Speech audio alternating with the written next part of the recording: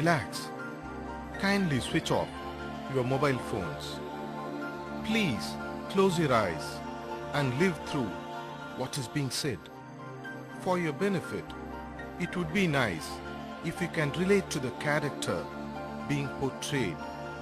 Feel as if you are the character being talked about for better empathy while listening.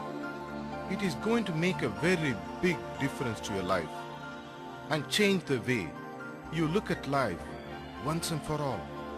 This is a true story and a story with a great message, an effective story with full of free learnings.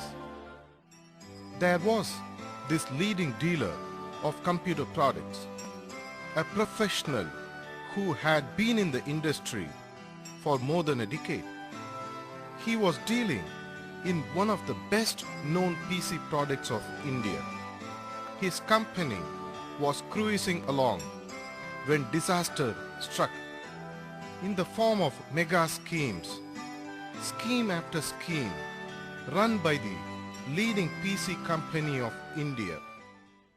Till one day, the company decided to pull the rugs under its dealers' feet after collecting huge sums as advances towards the schemes. They did the Indian rope trick and vanished into thin air, along with the dealers' huge advances paid on behalf of the customers. The amounts involved were huge, very, very huge. Customers who had paid advances were also cheated and left to be handled by the dealer.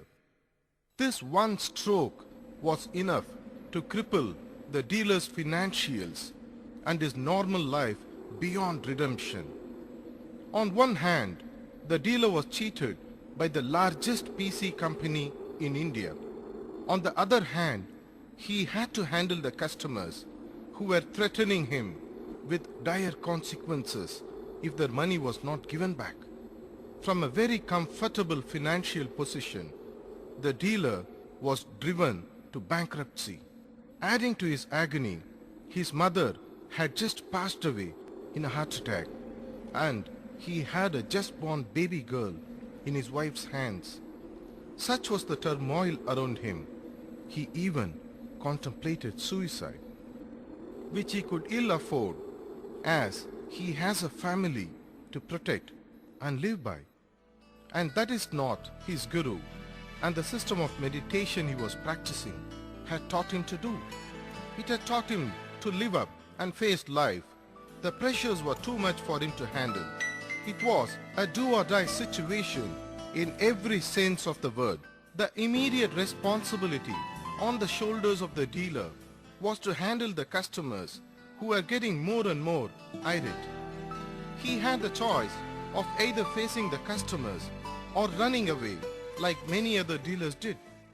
Will adversity get the better of the situation, or will he laugh adversity on its face? He took a principled decision to stand by his customers. But for this to happen, funds had to be mobilized. Very huge sums, and that too at a very short notice. All his earlier savings through the business dried up in the first round. The second round saw all personal assets coming to mortgage. The debt gap was still large. He had to resort to personal borrowings through known circles for very huge sums and at astronomical interest rates. Putting his head in the guillotine, he took risks beyond his capacity to repay. Money was now on hand, but was there a point in just giving back the money to the customers? They needed those systems anyway for their use. At this point of time, customers' interest alone were foremost in his mind. A few suppliers lent a helping hand, and so did his customers. The short-term problem had been more or less solved. The long-term problem still remained. How to pay back those huge debts. This terrible feeling kept haunting him as he tried to think about how to make things better. He was bound and chained by his own actions. He was faced with a no-win situation. and had no choice of escape but to face the consequences. He could not practically seek justice in the courts of Indian law. The situation was such, he had to put up with everything in order to survive, even if it meant living below normal means or getting by on a very low key. He felt stifled, trapped, and uncomfortable because he had no voice. He was supposed to be free, but he wasn't. He had made a choice to let the beauty of the so-called freedom pass by because he had so much to lose. He gathered his pieces and realized that there should be a way to live confidently and be the best that he can be. Can he live a fulfilling life beyond the fears he faced? Yes, he can, he thought. He created an intense desire in him and put the past behind him.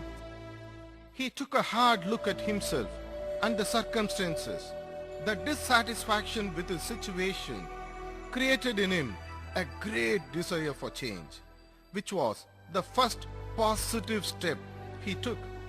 He pushed the shackles to the back of his mind and began to freely live his life. It was not an easy task. He believed in himself first, got on his feet and got moving. So, liberating his mind was the second step he took upon. What is the life's purpose? What should be tried and achieved? So, he took an inventory of his life. He found the power of deeply held aspirations inside him. He took the third step of dream to win seriously. So seriously, he found the resolve and the means to attain it. He set his short-term and long-term goals and set specific deadlines for it.